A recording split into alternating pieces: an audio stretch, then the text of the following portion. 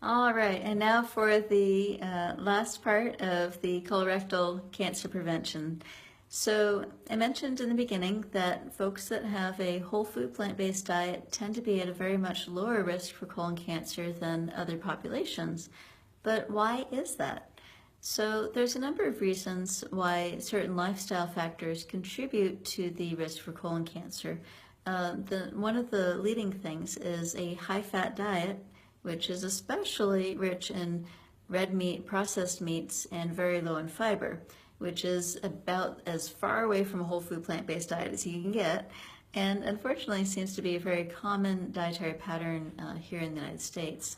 And very recently, the World Health Organization even went so far as to label processed meats as a carcinogen as well, and the red meat as a probable carcinogen.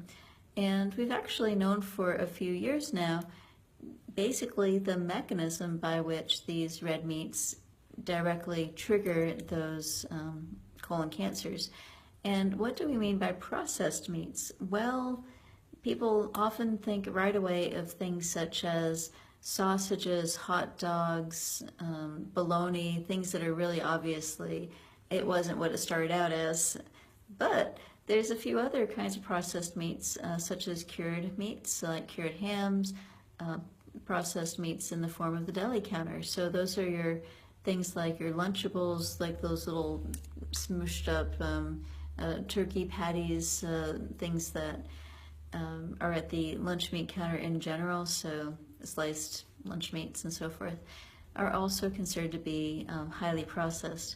Bacon is also another direct risk for colon cancer as well because of the being processed meat, as well as being red meat, actually. So red meat, in the terms of things that causes disease problems like gout or colorectal cancer, actually refers to meat that's coming from a four-legged mammal. So that means cows, goats, pigs as a four-legged mammal. And the reason why there's some confusion as to pig meat or such like ham as being called a white meat, like pork or so is called a white meat, the reason that that distinction exists is because some meats, when you cook them, they look paler than other meats. And so that's why there's a confusion out there when people are saying basically red meat. They often think of the steaks and the sausages and that sort of thing, the beef jerkies and such, and they don't realize that in terms of medical decision making, or what the doctors are saying, that the pig is also a four-legged mammal and also is considered to be red meat for those purposes. So please keep that in mind. There's a difference between the chefs and the medical community in their discussion of red meats. A sedentary lifestyle, so not exercising, is a risk factor. Cigarette smoking, of course, is a risk factor for all kinds of different cancers, so obviously by avoiding those things, you also will lower your risk. Alcohol can be a risk for colorectal as well as other upper GI cancers as well. And obesity is a risk for multiple kinds of cancer as well. And so there's a lot of different kinds of things that can be done to reduce those risks, obviously avoiding those particular lifestyle patterns I just mentioned. Getting the colorectal cancer screenings that were in the previous talk is very important. So right now, about a third of adults who are aged 50 to 75, which is the main time at which we recommend colorectal cancer screening, about a third of people are not getting their screening done. I mean, people are kind of squeamish, maybe they don't have insurance, or maybe they just kind of forget about it, or they forget to get reminded about it. But for whatever reason, that's an important population to target, because if these things are found early, then they can be prevented and avoided. If those polyps are clipped out, you've just prevented the colon cancer altogether. So, of course, even something as simple as that least invasive stool testing, that fecal occult blood testing, one report showed that people who got that done regularly reduced the risk of colorectal cancer by a third or more. So reducing your risk of dying from this disease by 33% for a very simple stool test. Alright, so why is it that the whole food plant-based is so protective, and why is it that some of these other foods are so darn destructive over the length of a lifetime of eating them? Well, it turns out that when you take muscle tissue, any kind of muscle tissue, and you heat it and you grill it, or you pan fry it, or you otherwise cook it at high temperature, which most people are not diving into their cow raw, that would maybe a tiger or something like that would be enthused by a completely non-cooked meal. But basically, when those muscle tissues are heated, then it releases something that's carcinogenic. For example, the heterocyclic amines, big fancy long word for this carcinogenic product that happens when the meat is heated.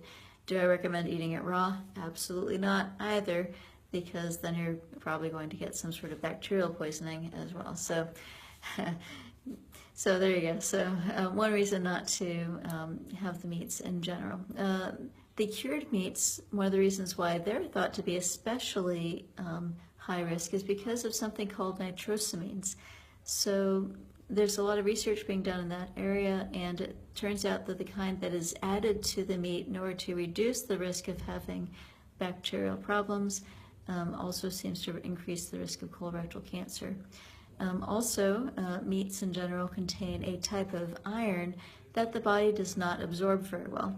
And so this particular type of iron has been linked with various kinds of cancers.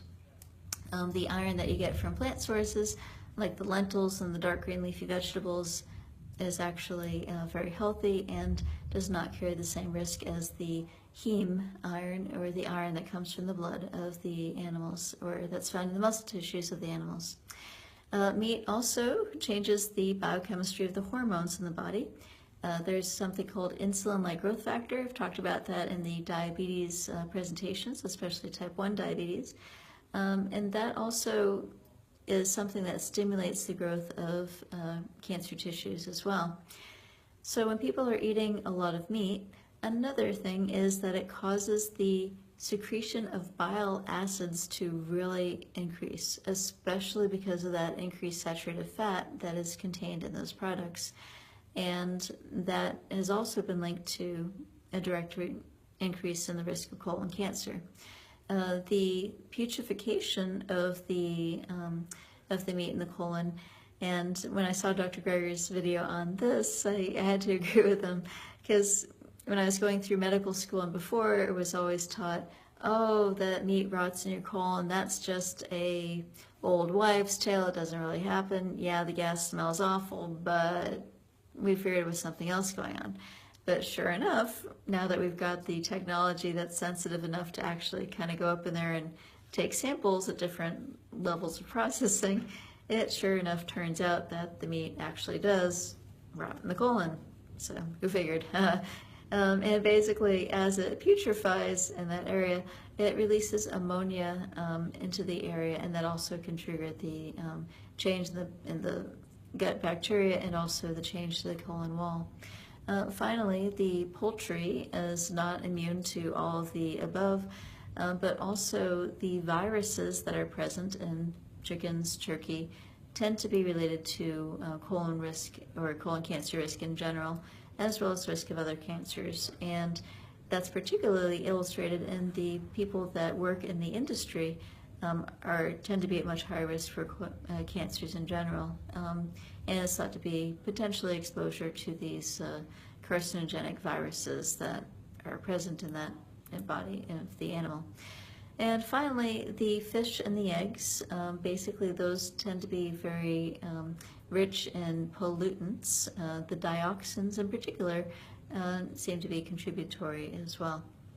So there's other reasons that are probably out there as well, but these are just a few of the ones that have been studied and been chased down, and actually being able to see the mechanism. Okay, well, we've known for a long time that a higher lifetime intake of eating the red meat and the processed meat is associated with a higher rate of colon cancers.